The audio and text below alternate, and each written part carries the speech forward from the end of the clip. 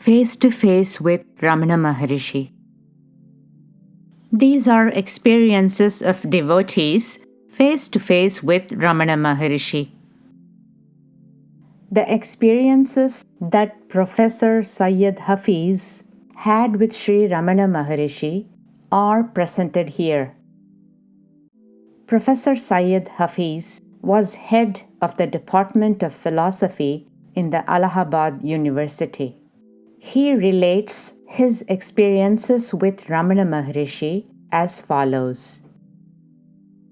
Unlike all the saints, sages, and prophets, the Maharishi is the only sage who has realized the truth eternal that keeps the flame of spiritual wisdom alive.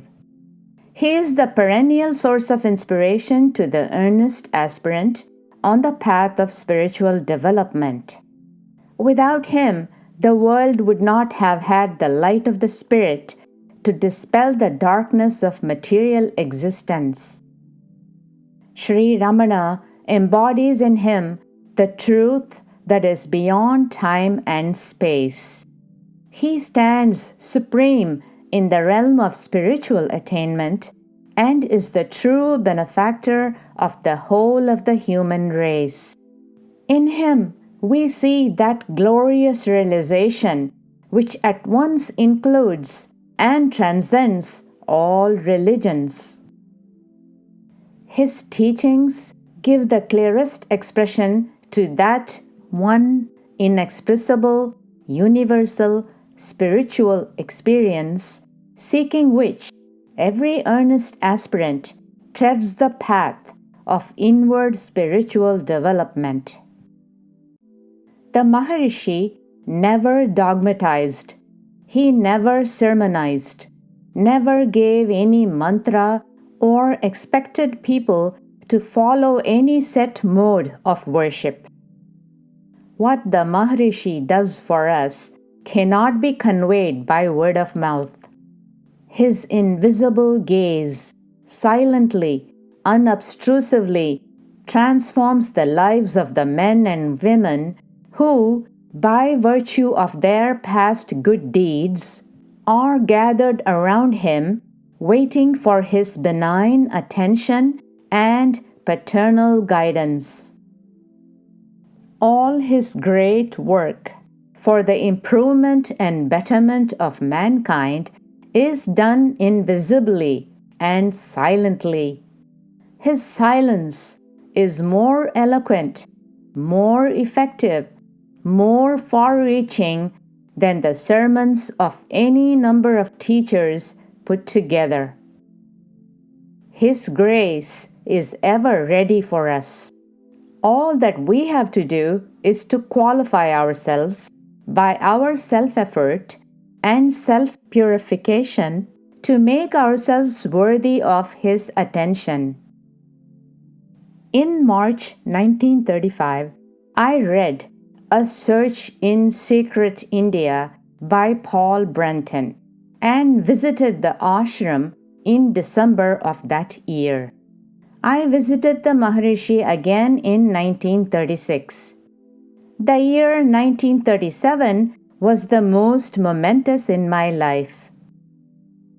I had to stay in one of the rooms of the ashram for over a month due to my serious illness. It was during those days that I realized vividly his greatness as a divine master endowed with all spiritual and human qualities. While I was lying ill with high fever, the Maharishi was considerate enough to visit me 3 times and prepare upma for me with his own hands.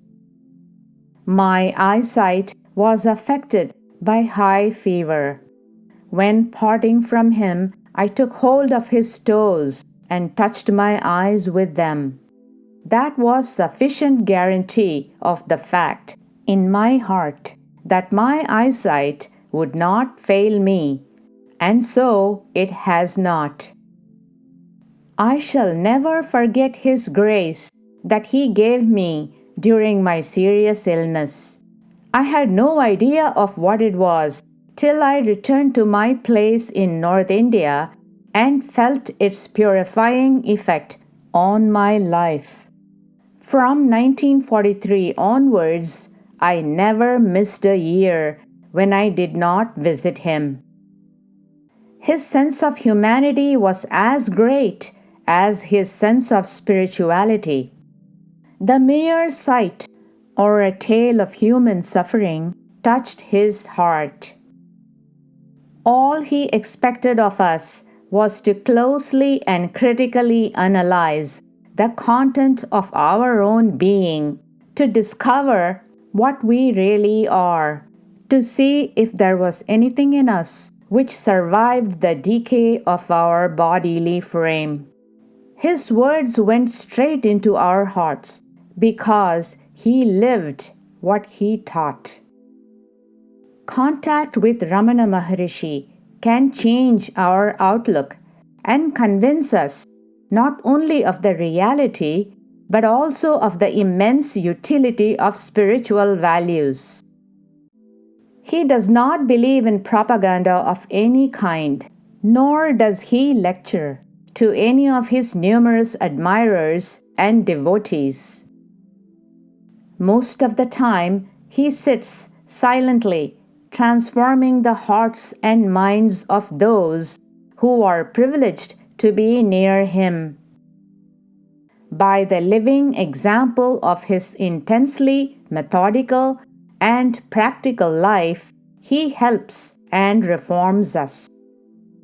His plain, simple philosophy, vividly reflected in his day-to-day conduct, serves as a key to unlock the mystery of life and solves in a practical way some of the complicated social, political, and economic problems that confront us today. He enjoins on us that there is only one self, one life which is vibrant in every atom, one light which is vibrant in every creature, one love that embraces all in oneness. According to Sri Ramana, unless you realize purity and goodness in yourself, you cannot do anything really good to others.